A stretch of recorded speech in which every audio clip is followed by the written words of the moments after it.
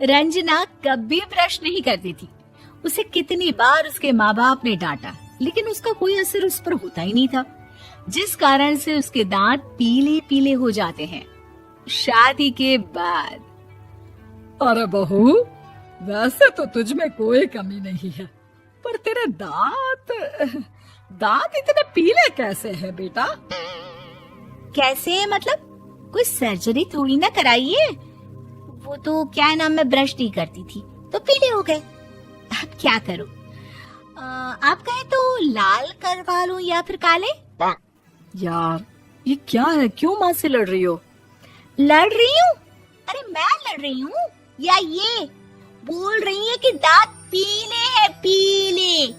अरे तपस्या थोड़ी ना की है इन्हें पीले करने के लिए। बकायदा ब्रश नहीं किया है 20 साल तक, तब जाकर। छी, कैसी बात कर रही हो? ये उस वक्त तो पीले नहीं थे जब हम लोग तुम्हें देखने आए थे। अरे तब साफ करवा लिया होगा डेंटिस्ट के पास जाकर। अब देखो कैसे पीले पीले लग रहे हैं। रंजना सास की तरफ गुस्से से देखती है।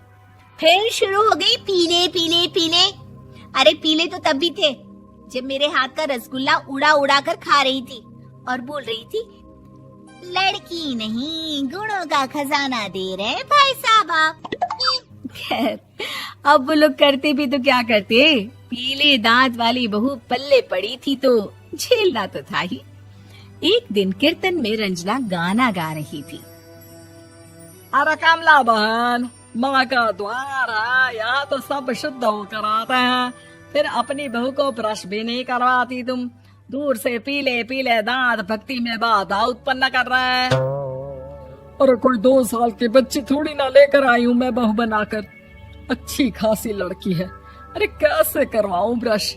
ये तो उसे खुद करना चाहिए ना। अब माँ बाप तो इसके जैसे तैसे निपटा दिए, ये नहीं सोचा कि सास कैसे संभालेगी। सास बहू को लेकर घर आ जाती है, लेकिन सोच लेती है कि अब इसे लेकर कहीं नहीं जाएगी। अगले रोज बहू कहती है, अरे क्या हो गया, मंदिर नहीं जाना क्या? कीर्तन का वक्त हो रहा है। मेरी मधुर वाणी से कान्हा जी जागते हैं और सोते हैं। आप तो जानती है ना उनकी भक्ति में कितना मन लगता है मेरा। वो क्या है ना, तबीयत ठीक नहीं लग रही है मेरी, आराम करूंगी मैं। तबीयत ठीक नहीं लग रही? अभी तो मिथुन के गाने पर नाच रही थी आप, और अब बोल रही है कि तबीयत ठीक नहीं लग रही। अरे भक्ति में मन लगा लो सासू माँ, ऊपर जाना है, क्या मुंह दिखाओगी आप? हाँ? सास को बहू की बात पर गुस्सा आ जाता है। मैं क्या मुंह दिखाऊंगी, इसकी चिंता तो ना कर, समझी? अपने मुंह की चिंता कर, जो ये पीले पीले दांत लेकर हर जगह पहुंच जाती है। पता है लोग कितना मजाक बनाते हैं। ना जी ना, मैं नहीं जाना कहीं तेरे साथ। तो ये बात है, कोई ना, मत जाओ, मैं अपने कमरे में ही बैठकर भक्ति कर लूंगी। ऊपर वाला दांत थोड़ी ना देखता है, मन देखता है, भावना देखता है। और अरे बस बस, तू सब कुछ दिखा, बस ये सफेद चमकदार दांत ना दिखाना किसी को, है? जा यहाँ से। बहू को सास की बात का कोई फर्क नहीं पड़ता, वो तो जैसी थी वैसी ही रह जाती है। सुबह नहाकर किचन में खाना बनाना, फिर खाना खाना, कीर्तन भजन करना और सो जाना।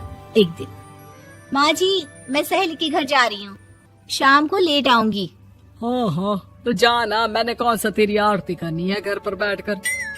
रंजना सहेली के घर जाती है, जहाँ वो पार्टी में जाने की तैयारी कर रही होती है। अरे शिखा, कहाँ जाने की तैयारी कर रही है? मैं गलत वक्त पर आ गई क्या? अरे नहीं यार, उल्टा सही वक्त पर आई है। मैंने ये साड़ी और ज्वेलरी निकाली है यार, शाम को इनके ऑफिस की एक पार्टी में जाना है। बताना कैसा लग रहा है ये सब? नहीं यार, इस ड्रेस के साथ तो वो वाली ज्वेलरी अच्छी लगेगी। हाँ हाँ सही बोल रही है, मैंने ध्यान ही नहीं दिया। वैसे तो हमेशा से मस्त फैशन सेंस रखती है। तो बड़ा जाती होगी ना पति के साथ पार्टी में। रंजना कुछ नहीं बोलती, बस सोचती है कि यार काश ये बात सही हो जाती, पर मैं क्यों नहीं जाती पार्टी में? क्या इन लोगों की कोई पार्टी होती नहीं होगी? रंजना घर आती है और रात में पति से सवाल करती है, एक बात बताइए, आप मुझे किसी पार्टी में क्यों नहीं ले जाते? क्या आपकी यहाँ ऑफिस में पार्टी नहीं होती? पति बेचारा क्या कहता कि दांत पीले हैं तुम्हारे इसलिए।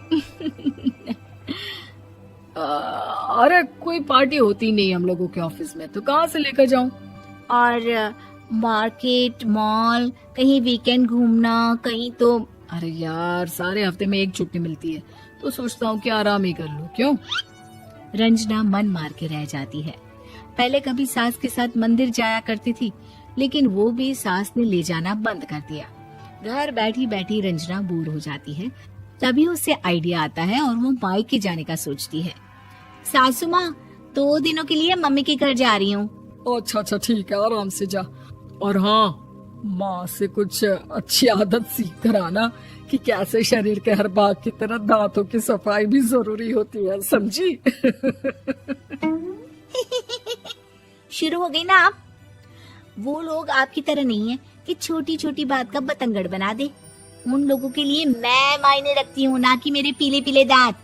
रंजना माँ को बिना बताए उन लोगों को सरप्राइज देती है, लेकिन जैसे ही वो दरवाजे पर पहुंचती है, अंदर देखती है कि घर वाले कहीं जा रहे होते हैं।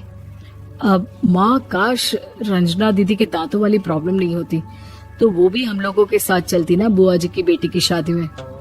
हाँ बेटा, लेकिन अब उसे कौन समझाए कि उसको उसके पीले दांत नहीं दिखते, लेकिन उसके आसपास के लोगों को कितना एम्बैरेसिंग फील कराते हैं।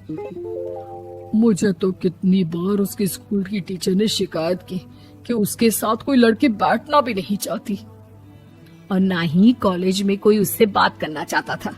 लेकिन पता नहीं क्यों उसे ये बात समझ में ही नहीं आती। कोई कमी नहीं है उस लड़की में, बस यही कि दांत पीले हैं। वो तो भला हो जीजा जी और उनकी माँ का, जो दीदी को जैसी है वैसे ही रखा हुआ है। रंजना को अपने घर वालों की बात सुनकर बहुत दुख होता है। वो सोचती है कि वो क्या करे, लेकिन फिर वो सीधा डेंटिस्ट के पास जाती है, अपने दांत चमकाती है और कसम खाती है कि वो रोज ब्रश करेगी। अरे क्या हो गया? तुम तो 2 दिनों के लिए गई थी ना, पर कोई ना, अच्छा है, चलो आ गई तो। रंजना सास के सामने आकर खड़ी हो जाती है और पूरी स्माइल करती है, उसके चमकदार दांतों को दिखाती हुई। हैं? चले मंदिर? माँ, मुझे माफ कर दीजिए, मैंने आप लोगों को बहुत एम्बैरेसिंग फील करवाया। मैं आज से रोज ब्रश करूंगी।